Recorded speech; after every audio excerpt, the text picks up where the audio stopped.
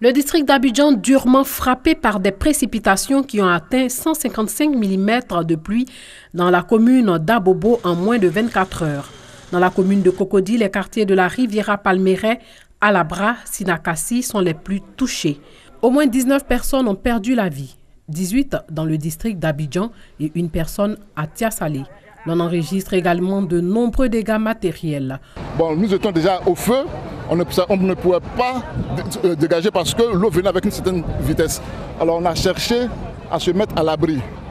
Mais avec la force de l'eau, nos véhicules ont été emportés. Personne ne pouvait avoir accès ici parce que l'eau venait avec une certaine violence. Avec force même. On a garé tous les voitures, puis on était là. Mais arrivé un moment là, mon idée, j'ai dit bon attends, il va amortir ma voiture. Donc je suis parti à côté, j'ai attrapé ma voiture. Donc quand l'eau passe, j'attrape. Mais arrivé un moment là, je ne pouvais pas. Il y avait un poteau tricolore là, je suis parti attraper. Au moment où j'avais attrapé là, la pluie venait à flèche, ça me tirait même. Donc j'avais peur. Donc j'ai laissé le feu. Donc comme il savait naver, j'ai pris la route, je descendais peu à peu. L'eau m'a entraîné d'aller en bas en bas de l'arbre là. Donc j'ai attrapé les branches. Puis j'ai grimpé l'arbre là, je suis couché là-bas. La Sodexam tire la sonnette d'alarme. Elle appelle les populations de l'intérieur du pays à plus de vigilance. Le gouvernement apporte son soutien aux populations et le chef de l'État va regagner Abidjan aujourd'hui même. Sur les lieux d'un glissement de terrain à Mosikro, dans la commune d'Atekoubé, les populations sont sous le choc. L'eau passait devant juste la maison et je me suis dit que peut-être mon tuyau d'eau a été cassé, peut-être il a vérifié pour voir. Donc moi je suis sorti au dehors, ça c'était aux environs de 4 heures.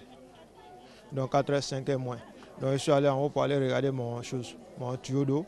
Il y avait que non, il n'y avait pas de problème. Donc le temps de revenir, juste arriver à la porte, c'est là la terre est effondrée pour venir. Donc malheureusement, ma femme était couchée sur le lit dans la chambre, mes 2 enfants au salon. La fille de mon grand frère qui est avec moi, elle était au petit salon. Donc quand il y a eu l'effondrement, où elle était couchée, là il n'y avait pas de problème. Donc elle, je l'ai fait sortir, j'ai perdu 3 personnes, ma femme avec mes 2 enfants. De nombreuses maisons devenues les tombeaux de leurs occupants. Quelques rescapés arrachent des décombres, ce qu'ils peuvent encore sauver. Sur les lieux du drame, le maire de la commune, partagé entre consternation et colère. Ce sont des flancs de collines qui ont été détruits, sécurisés, mais qui ont été recolonisés malheureusement.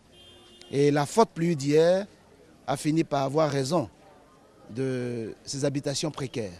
C'est vrai que la pluie a été diluvienne, mais nous avons quand même évacué dans le périmètre toutes les personnes qui étaient dans les zones à risque. Et malheureusement, nuitamment, les personnes se sont réinstallées dans des zones très dangereuses et le drame est arrivé. Il en appelle par ailleurs à la responsabilité des populations, notamment celles installées sur les sites à risque. Rien ne justifie qu'on mette en danger la vie de nos enfants, de nos familles. Et surtout, nous appelons à la responsabilité de ceux qui construisent dans ces zones et qui ne les habitent pas et qui mettent la vie des autres en danger. Nous pensons que le moment est venu pour que leur responsabilité soit aussi engagée et qu'ils soient passibles de poursuites judiciaires. Nous continuons notre travail de sensibilisation, de libération des zones et nous comptons sur la responsabilité de nos concitoyens pour éviter de mettre inutilement leur vie en danger. La saison des pluies promet encore des pluies diluviennes, alors que de nombreuses personnes à Atekoubé, comme dans de nombreuses communes du district d'Abidjan, sont toujours installées sur les zones à risque. J'ai mal aux pieds. Des fois, ça vient sur mon dos. Ma main aussi, à mon ventre et ma poitrine. Le petit Mohamed Aïdara souffre de la drépanocytose depuis sa naissance. Il est issu d'une famille de 9 enfants, tous drépanocytaires. Les 2 parents sont porteurs de la maladie. Une situation difficile selon Dame Aïdara Fatoumata. Il y a eu 4 enfants drépanocytaires SS, de 3 AS et 2 AA. Donc AS, ce sont des porteurs de la drépanocytose, mais la forme SS, c'est la forme la plus atteinte. Un enfant, quand il est en crise drépanocytaire, il pleure, il crie, il peut faire toute la nuit, toute la journée en train de crier. Ce n'est pas facile de voir son enfant tout le temps malade, mourir dans la douleur, ce n'est pas du tout facile.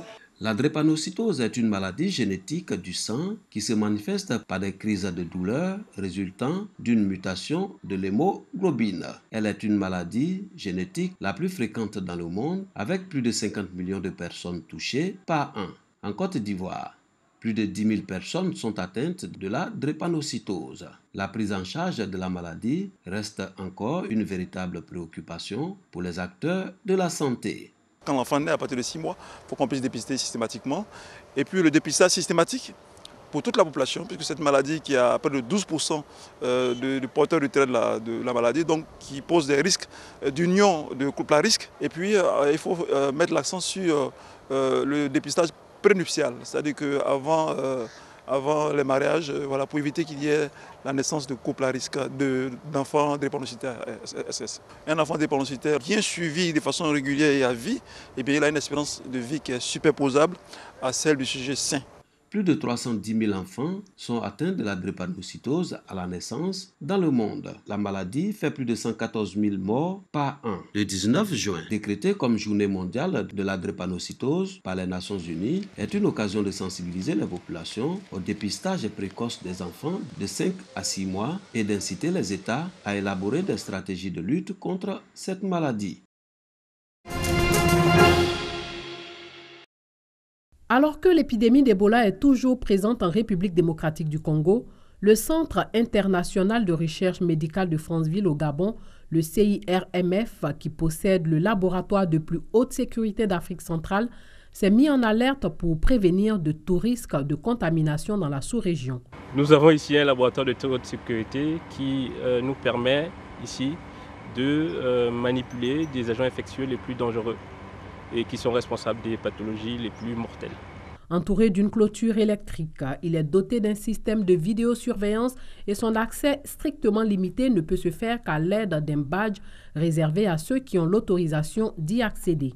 Nous avons mis notre département de virologie, en particulier les unités qui traitent des fièvres hémorragiques de type Ebola, en alerte pour recevoir les échantillons venant donc de la province de l'Équateur où sévit actuellement le virus Ebola en RDC.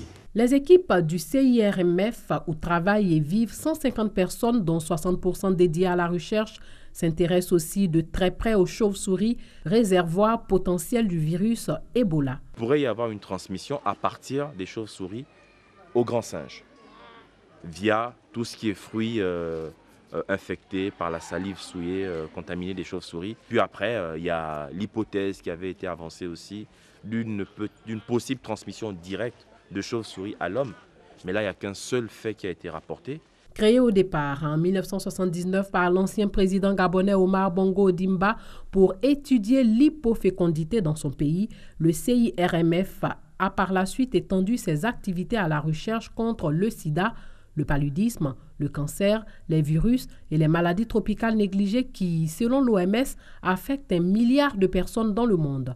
Il est financé par l'État gabonais ainsi que par la coopération française et sa réputation attire de nombreux chercheurs, étudiants, stagiaires venus d'Afrique, d'Asie, d'Europe et des États-Unis. Le Sénégal se procure beaucoup d'occasions de contre-attaque, mais se montre trop imprécis dans leur passe pour se montrer dangereux en première période. Dans un match serré et plutôt pauvre techniquement, les Lions de la Teranga ont été récompensés sur un but contre son camp de Thiago Sionek à la 38e minute.